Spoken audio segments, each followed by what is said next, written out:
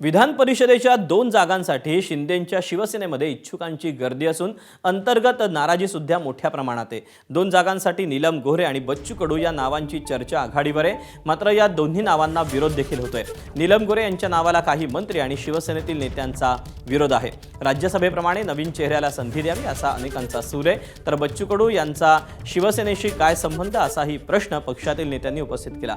त्यातच बच्चू कडूंचा प्रहार जनशक्ती पक्ष शिवसेनेत विलीन होणार असल्याची चर्चा सुरू झाली आहे। प्रहारचं विलीनीकरण करून बच्चू कडूंना विधान परिषदेची उमेदवारी देण्यात येणार अशी अट ठेवण्यात आल्याची माहिती सूत्रांनी दिली। तर विधान परिषदेत कुणाला उमेदवारी मिळणार यावर शिवसेना नेत्यांनी प्रतिक्रिया दिली आहे।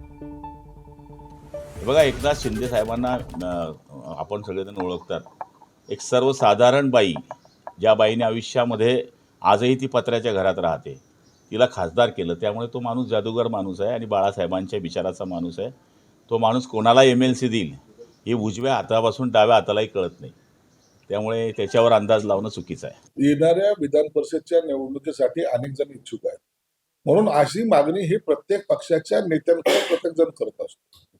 त्यापैकी एक बच्चू कडू आहे, म्हणून त्यांनी एकनाथ शिंदे साहेबांना भेटले किंवा आणखीन कुणाला भेटले, त्याच्या विधान परिषदेची चर्चा झाली, असं काही मानायची गरज नाही।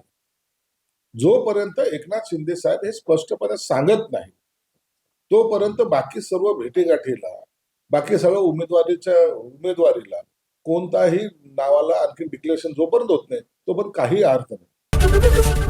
ABP माझा, उघडा डोळे बघा नीट।